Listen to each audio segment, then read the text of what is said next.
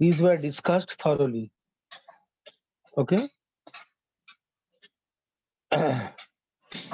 Now, today we'll see some of the application. Okay. Now, a PMMC instrument, okay, can be used in different application. One is it can be used as PMMC meters, that is as ammeter, voltmeter, mainly this way. It can be de-arson valve,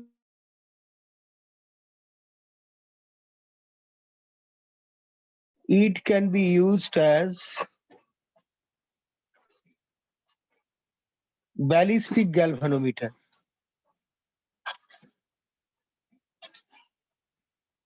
and can be used also as vibration galvanometer.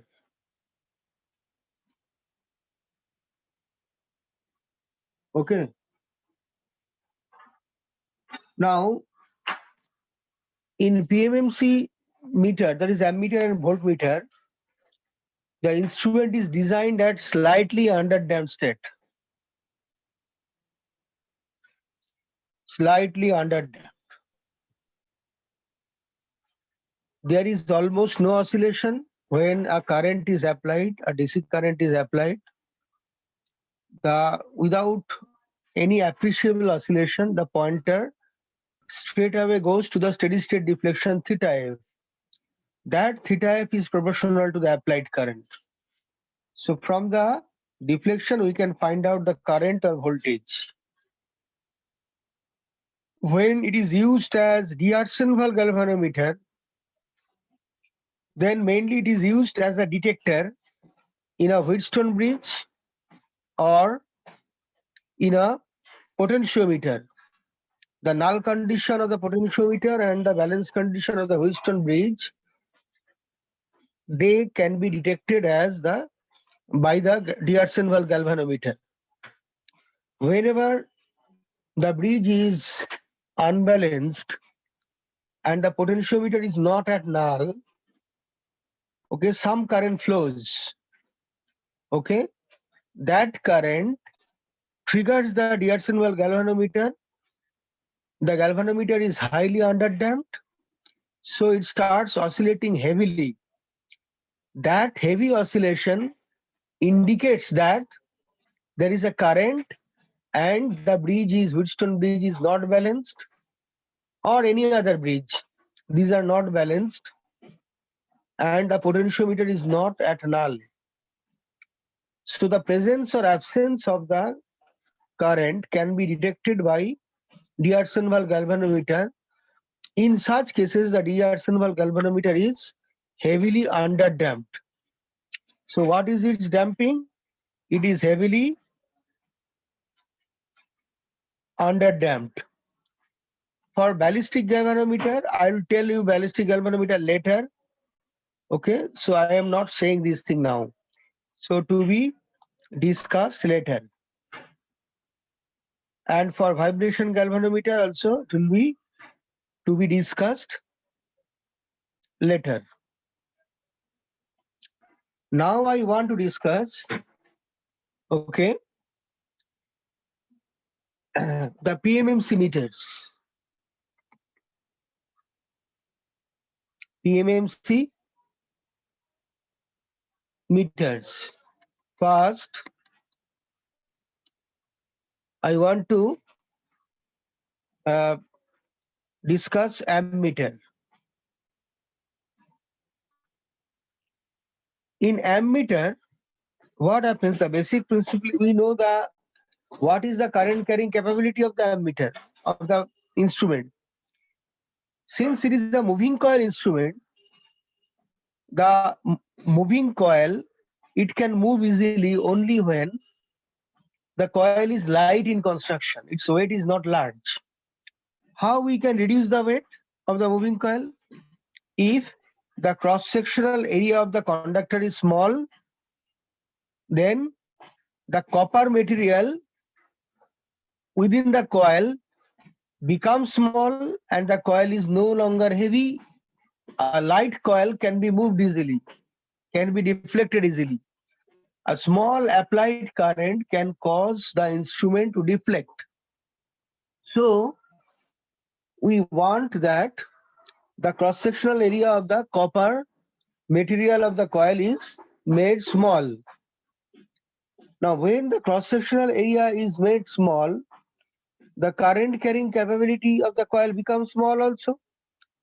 So the instrument can measure only a small amount of current. So the coil current is around milliampere or microampere. Okay, in that level, milliampere or microampere. So it means that when we want to measure some higher amount of current of the order of 1 ampere, 2 ampere, 5 ampere, 10 ampere, up to 20 ampere, then how can we measure this using a PMMC meter, PMMC meter? There is a scheme. What is the basic scheme for ammeter application? I am showing you. Say this is our ammeter, PMMC instrument. The resistance of the coil is Rm, coil resistance, and it can carry Im. Now what we do, we apply a very low resistance across the meter. This is called shunt resistance. And the corresponding shunt current is also there. Since RSH shunt, okay, so it is shunt resistance. Since RSH is much smaller than RM, okay, the shunt current ISH is much larger than IM. Okay, so the applied current, what is the applied current? Is I equal to Im plus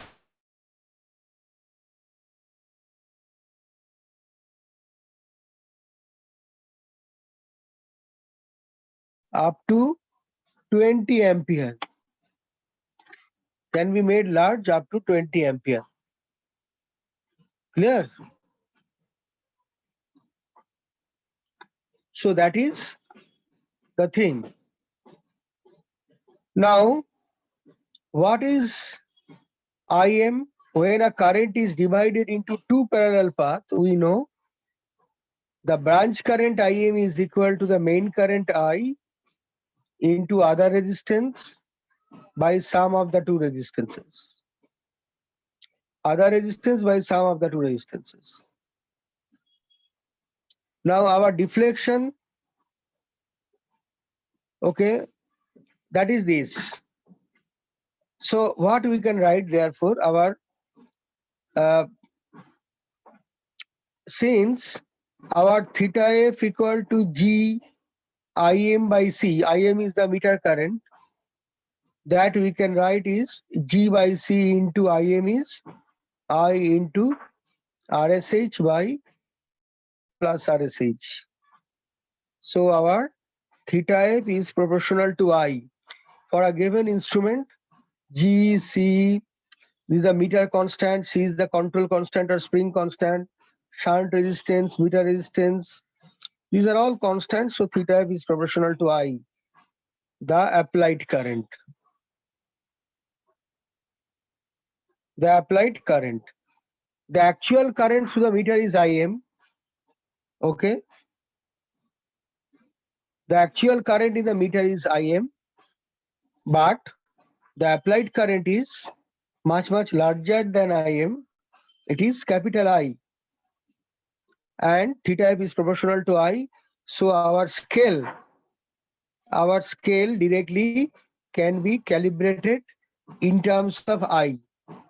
Okay, it can be calibrated in terms of I. So we can measure from the deflection of the instrument the applied current I. So this is our ammeter application. of PMMC instrument. Okay. But in voltmeter, the application is somewhat different. Let's see.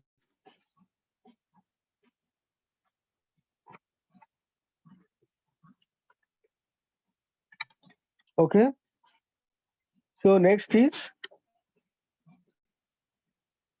voltmeter application. In voltmeter, the PMMC meter, its coil resistance is Rm, and we place a high series resistance, Rs. Rs is much larger than Rm. But note that I just forgot to mention one more thing in ammeter, that there is a multiplying factor. Okay, M, which is the ratio of applied measured current to the actual current. So it is the measured current or applied current.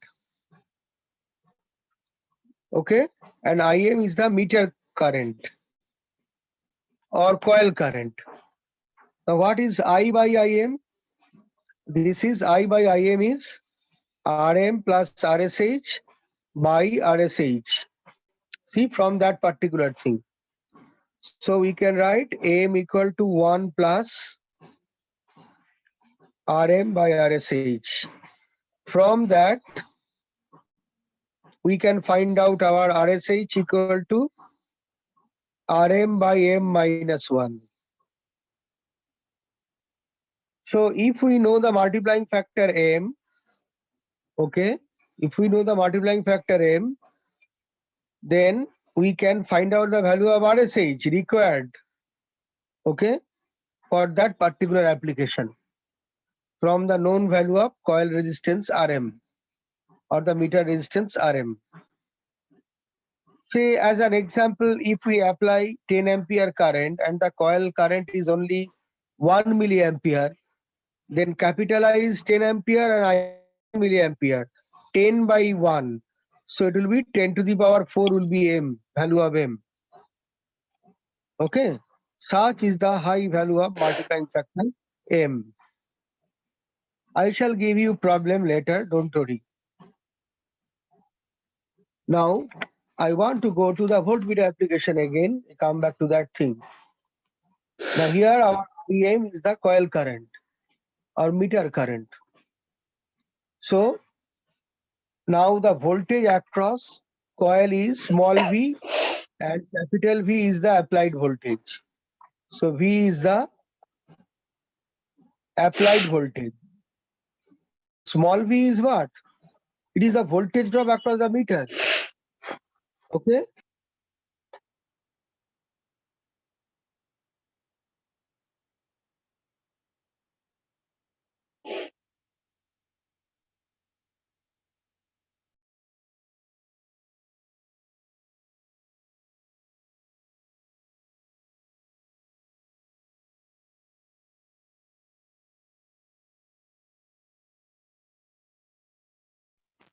Sir, you have muted yourself. Cannot hear you. Can you hear me? Yes, sir. Now you are audible. But the problem is how long it was there. I don't know actually. It was there. Sir, So, when you sir, are from talking about V applied voltage. applied voltage, from that time it's muted. Oh, from applied, maybe that my finger was just pressed at that time. Okay. V is the applied voltage, which is equal to this, and V equal to IMRM. Okay. Yes. So it is now the voltage V is of the order of 30 to 50 millivolt only. So if we want to apply capital V of the order of few hundreds of volt, we need a high series resistance Rs, so that most of the voltage will be dropped across Rs, leaving only a small one, that is of the millivolt, across the coil. Clear? So that is this. So what is our theta F? Theta F equal to G Im by C or G by C into Im is V by Rm plus Rs. So our theta f is proportional to V. So the instrument scale can be calibrated. Calibrated means the scale or the dial can be marked accordingly. Marked in terms of V, applied voltage. It can be marked in terms of applied voltage V. Clear? Now, now we take the ratio V by small v. What is V by small v? That is our multiplying factor. So AM is the, again here also a multiplying factor, which is the ratio of applied or measured voltage to the coil voltage, actual coil voltage. So V by small v, it is equal to Rm plus Rs. From that thing, this and that we get Rm plus Rs by Rm. So it is equal to 1 plus Rs by Rm. So what is our Rm? Our Rm is, it is, we can write it m minus 1, we can take it. Or what is Rs actually? Rs equal to Rm into m minus 1. Okay. So once we know the multiplying factor, we can design the value of series resistance Rs required, okay, for that particular applied voltage to be dropped across the entire combination. Okay. So that is the voltmeter application. Anything? Okay. Now, so that is the extension of instrument range. So this discussion is extension of range of instrument. So as ammeter, we need a shunt. As voltmeter, we need a multiplier resistance as high series resistance. Okay, now we want to see one more thing. What is the effect of extension of range, okay, upon the damping of the instrument? Will the damping of the instrument remain same or it will be modified? We want to see. So our next discussion is effect of the range extension upon damping of instrument. Okay.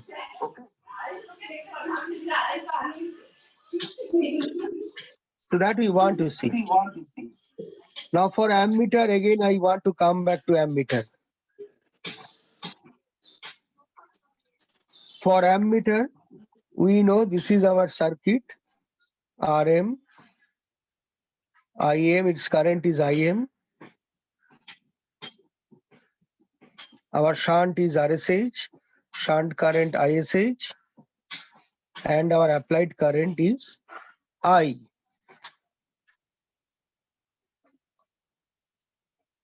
Note that whenever some current flows through the instrument, its pointer and the moving system will move.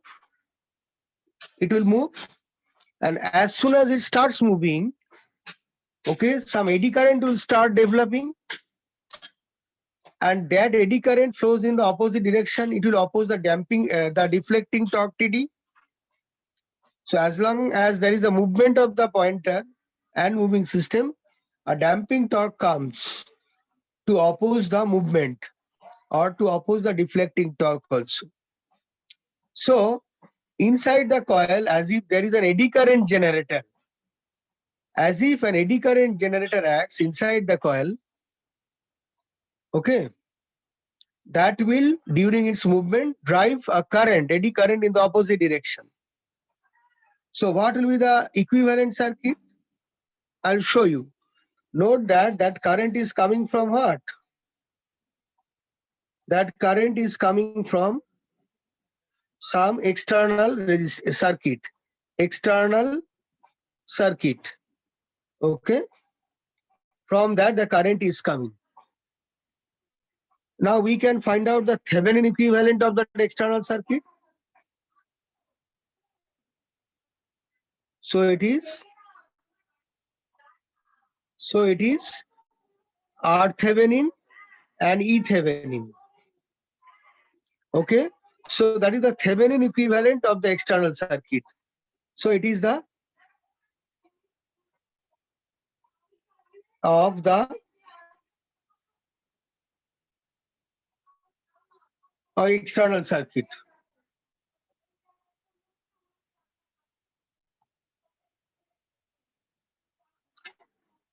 Okay. Now that is, now we can draw the equivalent circuit when we look into the instrument terminal where some eddy current is generated. When some eddy current is generated, looking from that thing, we can find out the total Thevenin equivalent looking into the eddy current generated. So what will be that thing? Let's see.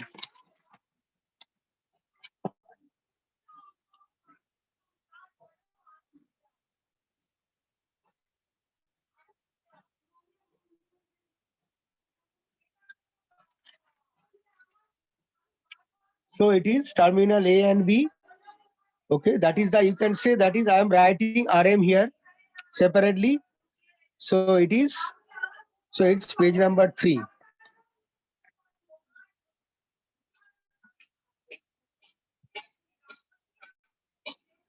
So it's AD current generator terminal.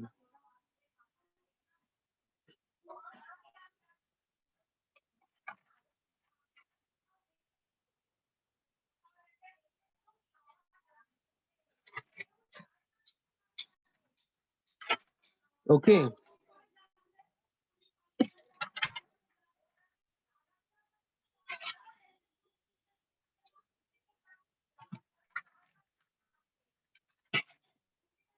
So it is,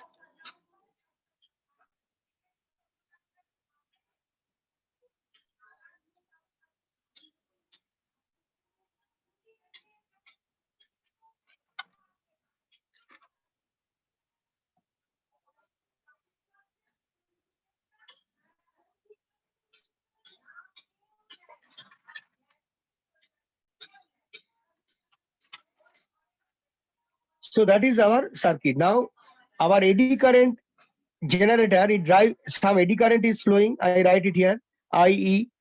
So that is IE. One part of the eddy current flows this way. Another current of the eddy current flows this way. Again it comes this way. That way. So looking from the terminal AB, what is the equivalent circuit? Let's see. A, RM, then RSH,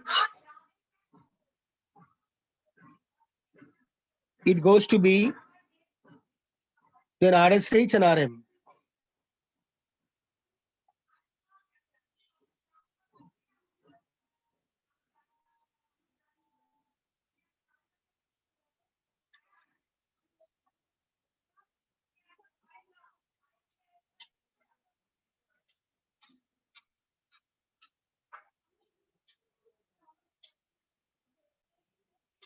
Okay, so that is the equivalent circuit. So this is the Thevenin equivalent. I write R Thevenin dash, or I write R dash. This R, or R simply. What is R? R is the coil circuit resistance. R is called the coil circuit resistance. This is the resistance that the eddy current generator will fill, or the damping, and that thing is actually determining the damping of the entire system. So R is the coil circuit resistance. Clear? Now what is the value of R? If we look from Thevenin equivalent, we know this thing will not come. We have to remove this resistance. So RSH will, R Thevenin will be in parallel to RSH. And the whole thing is in series with RM. That is our R. So it is R Thevenin into RSH bar R Thevenin plus RSH plus RM. Just 1 minute.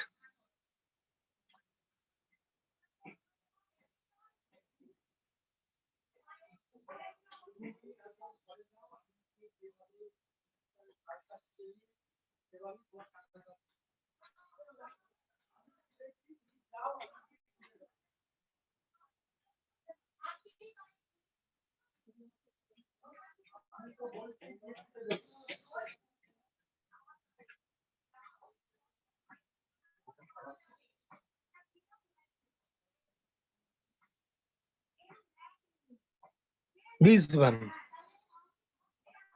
Clear? So if our R Thevenin is varied, the external circuit resistance is varied, okay, then our coil circuit resistance R will vary. Clear? Our coil circuit resistance will vary. Now note that, okay, note that when two resistances are in parallel, then what is the equivalent resistance? Equivalent resistance is lower than the lowest resistance, we know. Okay, so when two resistances are in parallel, say one is R Thevenin and another is RSH. So the equivalent resistance is lower than the lowest resistance. Okay, but when the difference between two resistances is much larger, then equivalent resistance becomes, okay, lower than the lowest. So if we consider that it is R equivalent, say this is our R equivalent, we know R equivalent, it is lower than the lowest resistance in the combination.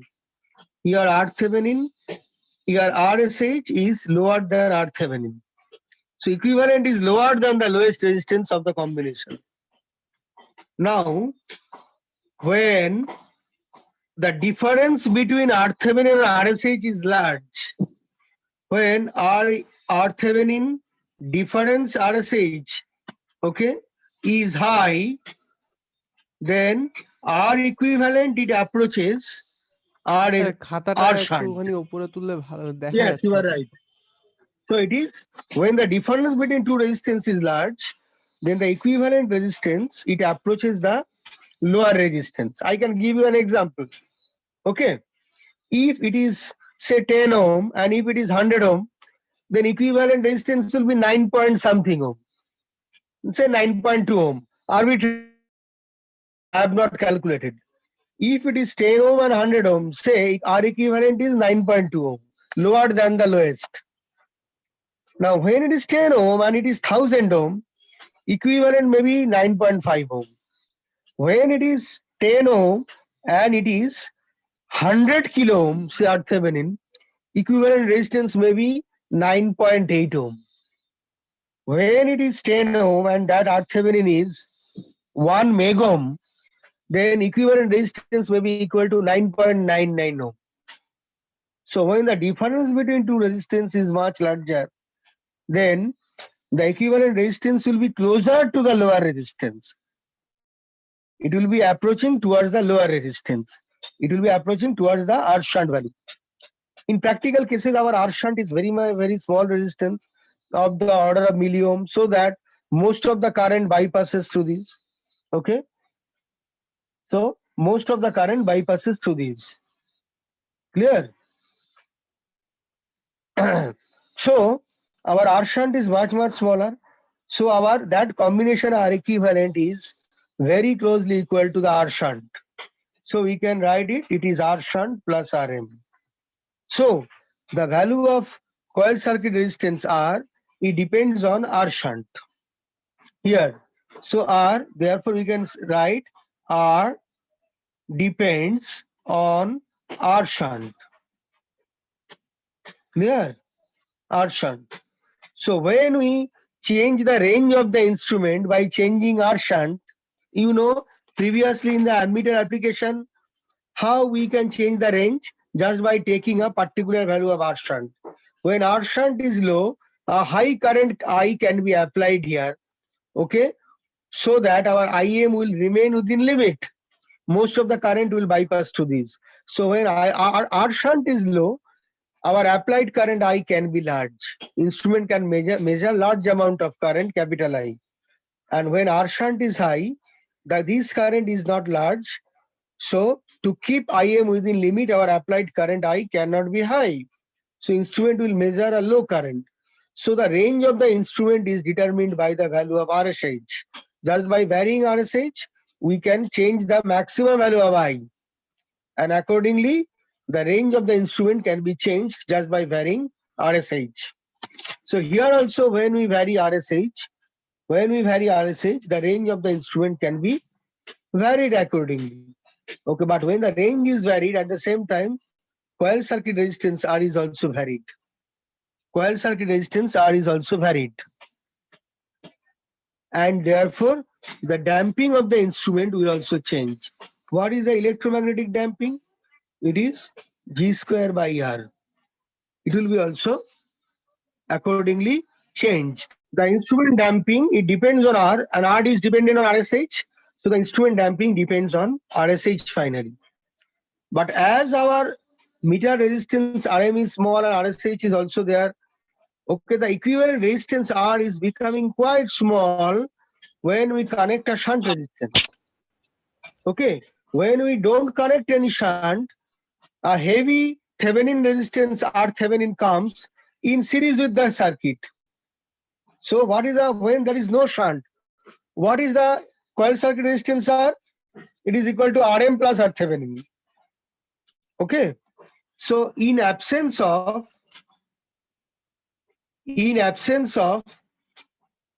shunt, R equal to Rm plus R Thevenin.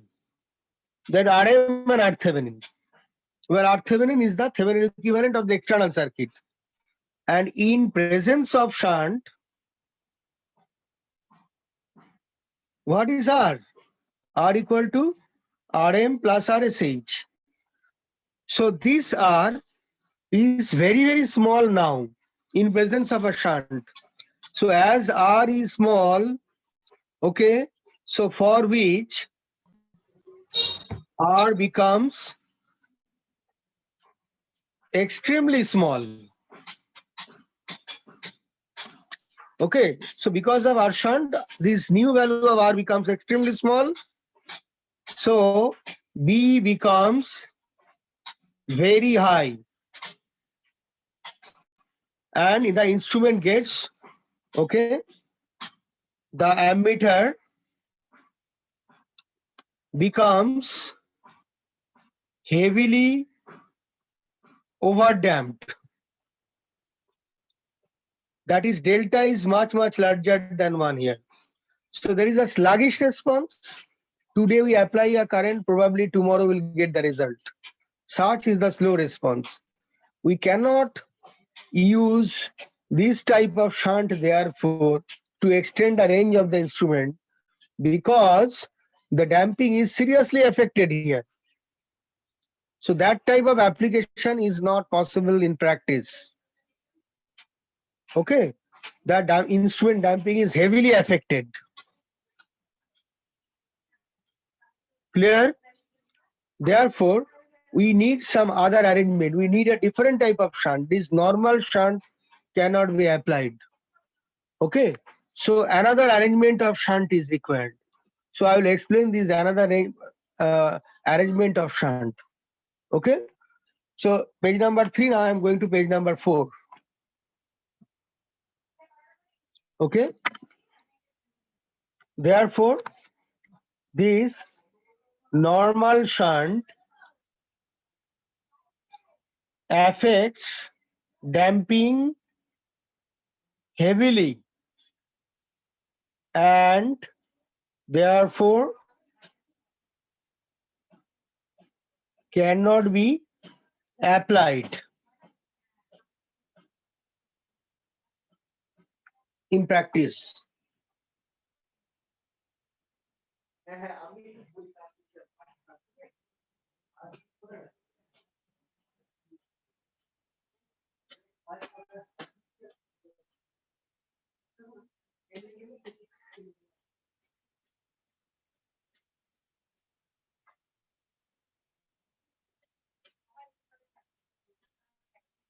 So let's see another arrangement of shunt.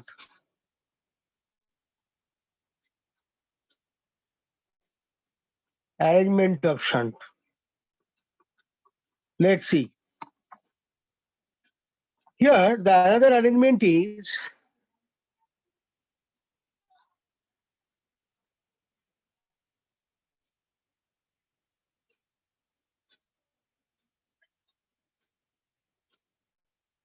so it is meter resistance RM, it's terminal AB actually, and the shunt is something like this one.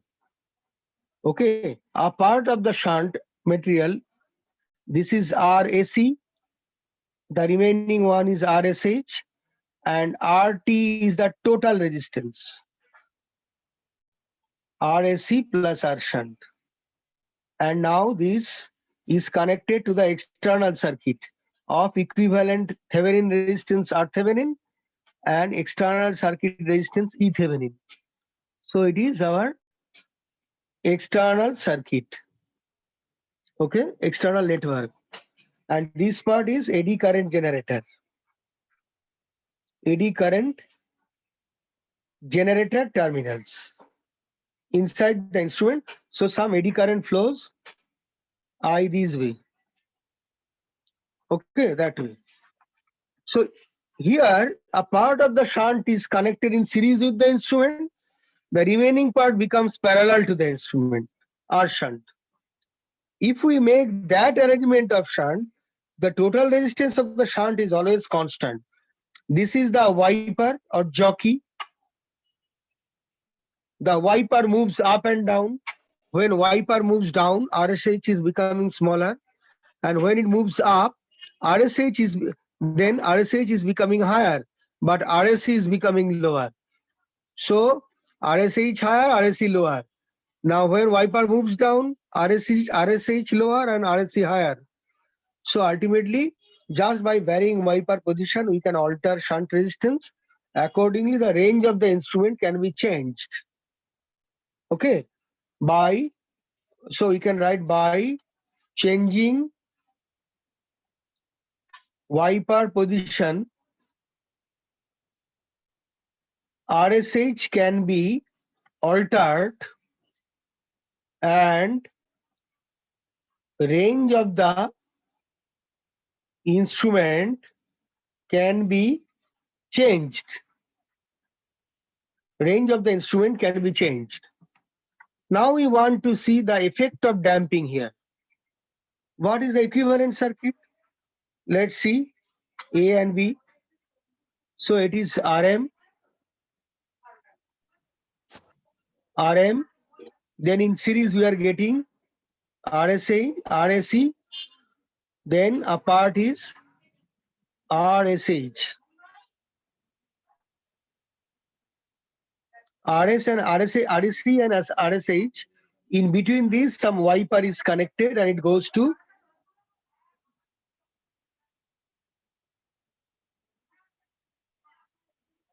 that is R Thevenin and E Thevenin. Now when we want to find out the coil circuit resistance R, okay, then obviously to find out the coil circuit resistance, the Thevenin equivalent across AB, R is the Thevenin equivalent across the combination. So we can remove that E Thevenin. So what will be our R? Our R equal to, if we look from that side, RSH in parallel to R Thevenin, and the whole thing is in series with RSC plus 1 RM is also there.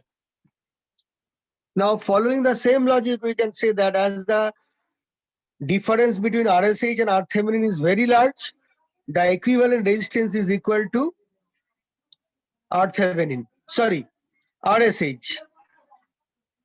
Okay, just like if I hold a resistance in air, say this, what is the air resistance? Air resistance is extremely large, okay, in parallel to that resistance, okay, that sample resistance. Therefore, we can measure the sample resistance with its original value. The air resistance can be neglected. Why? Because the air resistance, although it is coming in parallel to the sample resistance, its resistance is so high, air resistance is so high that it can be neglected. So when the difference between two resistance in parallel is very high, the higher value can be neglected. The equivalent resistance is equal to the lower value resistance. Lower value resistance. Following the same logic here, as the difference between two resistances is very high, the equivalent is equal to the lower value. That is RSH. So that is RSH plus RSC plus RM. Now RSH plus RSC is what? The total resistance. So it is RT plus RM.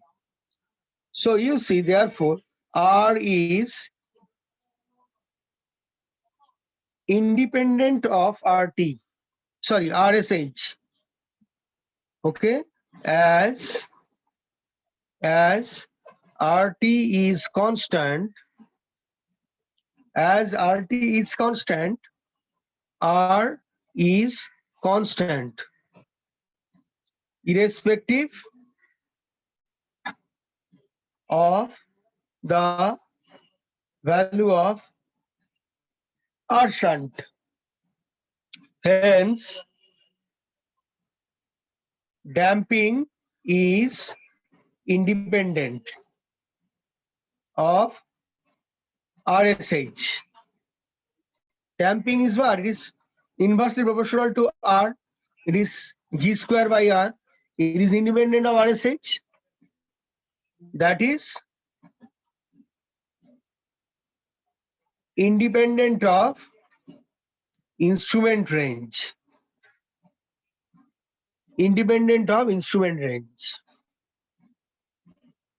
So this shunt is called, okay, this arrangement of shunt is called Ayrton universal shunt. Ayrton after the name of the inventor. Ayrton universal shunt.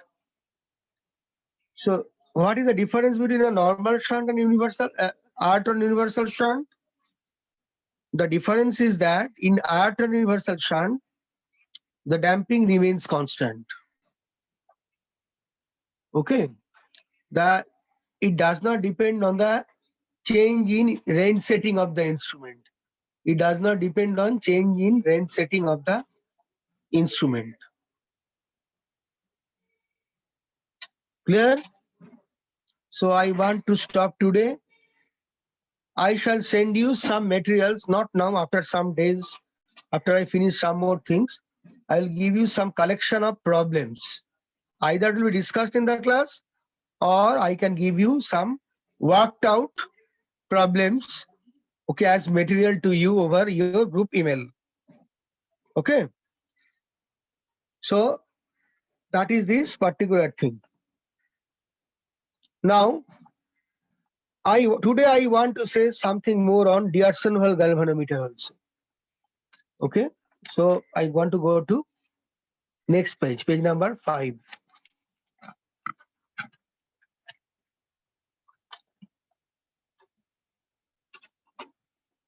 So D'Arsonval galvanometer.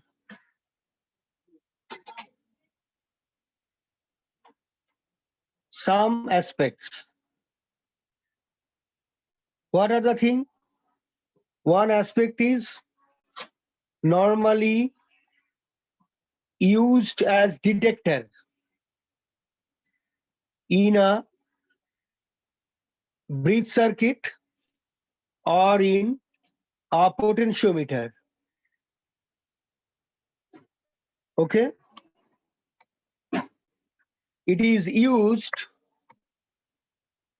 to detect the presence or absence of current. The presence or absence of current is used to detect the presence or absence of current. Okay? And hence oscillates heavily, okay, in presence of the current in the coil. Hence, okay, it is heavily underdamped. Heavily, okay, underdamped. It is heavily underdamped. Our normal PMMC ammeter and voltmeter, they are slightly underdamped, very close to critical damping. But here they are heavily underdamped. There is one more change. The spring is replaced by a suspension arrangement. Normally, what is that? I'll tell you also that a mirror is placed in the suspension. I will explain these 2 points, point number 4 and 5. Don't worry. What is that? The control torque is offered not by a spring, it is offered by a suspension arrangement. It is something like the former of the instrument. So this is the former of the instrument, and the former is hanging from top, and one mirror will be there. So this is the mirror, and it is also fastened at the other end tightly. So this is arrangement. So the whole arrangement is hanging, and that arrangement is called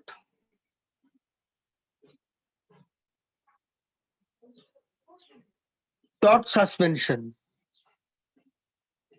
There is a ribbon, okay, attached here, and that they are actually stretched tightly. So when a coil current flows through the coil, the former will rotate.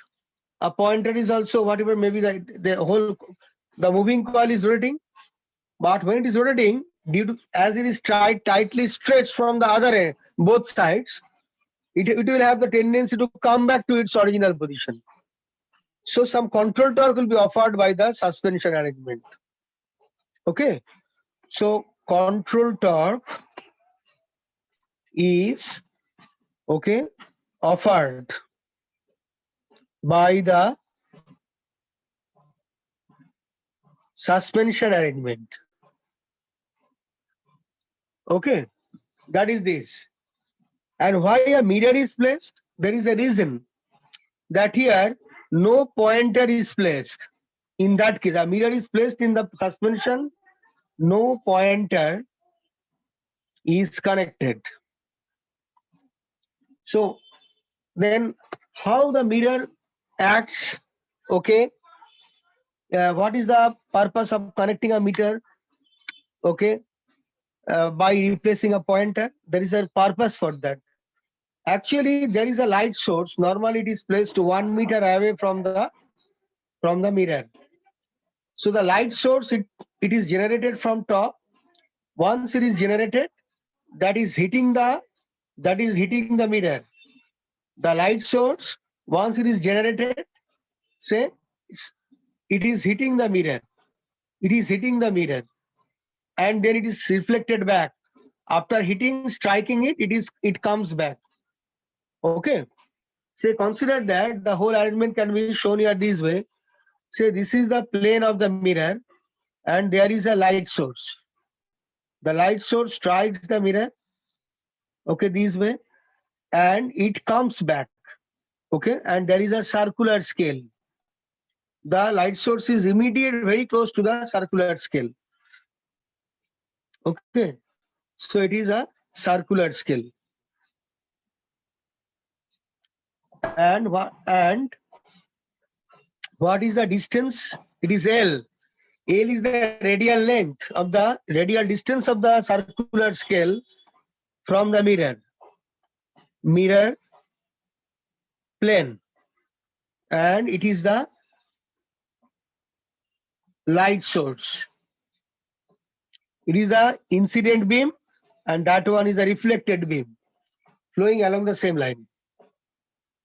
Now, as the deflecting plane or the mirror former and everything, coil former assembly, everything is moving by theta, okay, or theta f maybe, by theta f, whatever it may be, then the reflected beam will move what? Say when the mirror moves, okay, so when, say originally, say, so when it is moving by theta, okay, then our reflected beam will move what? 2 By theta. 2 theta, you are right. 2 theta. 2 theta. So the sensitivity of the arrangement will be doubled now. For the same applied current, it will move by 2 theta, means it will be easy for us to read the dial or the scale easily. Okay. And so when the oscillation is there for the coil, the illuminated reflected spot over the dial, that will move over the circular scale. It will be easy for us to follow the entire thing. Okay. Now we consider it, say theta f, the steady deflection, say it is theta f is gi by c. Clear? Then we can, then what is our distance of the scale by which it is moving? So we are writing it capital D. Capital D equal to L into 2 theta f. Obviously, theta f is in radian. Theta f is in radian. Then only we can write this thing, S equal to r theta. So that circumferential length or arc length. You can write it that way. Now, I go to the next page first, page number 6. Then we can define two things. One is current sensitivity of the galvanometer. It is SI, which is actually the ratio of deflection per unit applied current. Theta F, okay, sorry, it is a deflection over the scale per unit applied current. Okay. Now here you see what is theta F. We can write it. It is theta F is gi by c. So 2 LGI by c. Put the value of theta F here. So 2 LGI by c. Okay. So this one. So it is d by I is, it is 2 L G by C. So that is the scale. It is, what is its unit? Is D, if D is measured in, okay, millimeter, that will be millimeter per ampere. Millimeter per ampere. If D is measured, if D is measured in millimeter, or it can be in centimeter also, centimeter per ampere. But note that how much is the figure of the current sensitivity of the instrument? If we write I equal to 1 ampere, you will see that the value of D will be so high that it will be around few kilometer also. Kilometer, I am not making any mistake. Such is the high sensitivity of the instrument. Therefore, the current sensitivity is not measured in per ampere. So in practice, it is measured in, okay, D by I into 10 to the power 6, that is millimeter per microampere. The microampere, if it is, when we apply 2 microampere current, say it is, say, okay, so when I equal to 2 microampere, for which D equal to say 20 millimeter, then our SI equal to 20 by, okay, 2 into 10 to the power minus 6 into 10 to the power 6. That is the millimeter per microampere. Or it is what? It is 10 millimeter, not 10 millimeter per microampere. That will be our current sensitivity. Okay, so this is our I actually.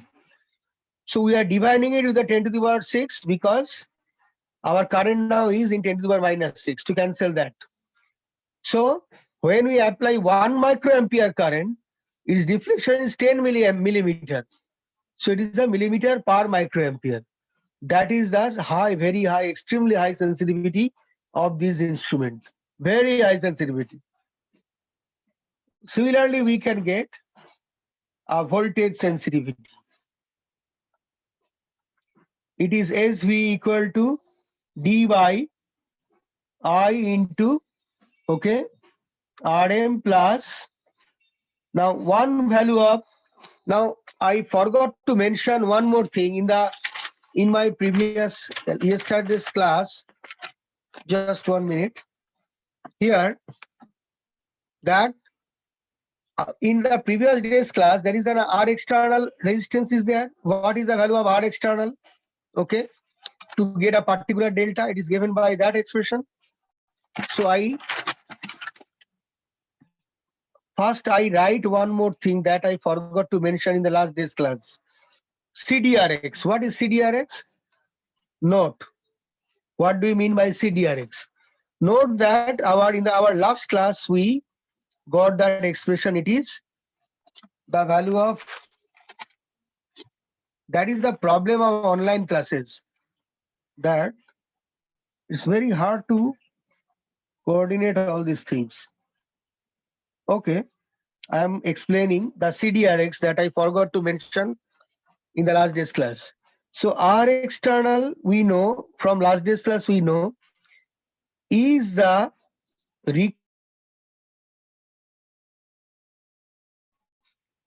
external resistance to offer a relative damping of delta. The value of R external for which relative damping equal to 1 is called critical damping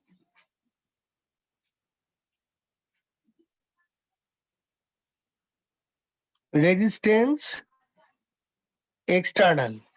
We call it CDRX. Okay, so our CDRX is that value of our external for which delta equal to 1.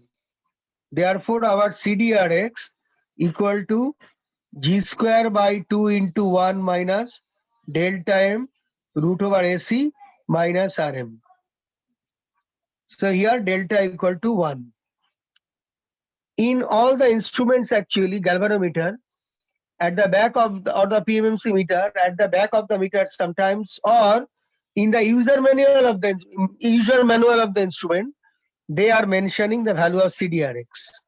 The amount of resistance required to make the instrument critically damped, that is the CDRX.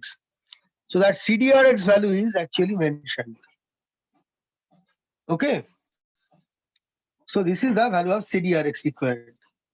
There are problems also we will see in the class obviously later on CDRX.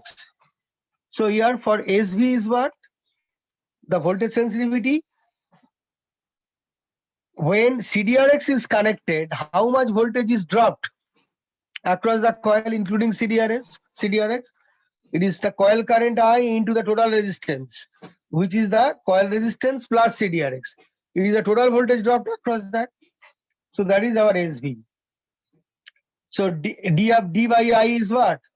It is SI by RM plus CDRX. That is. So obviously our SV by magnitude, we can say SV is less than SI. SV is less than SI. So its unit is what? Millimeter per volt or millimeter per microvolt in practice. In all practical cases. Okay, millimeter per microvolt.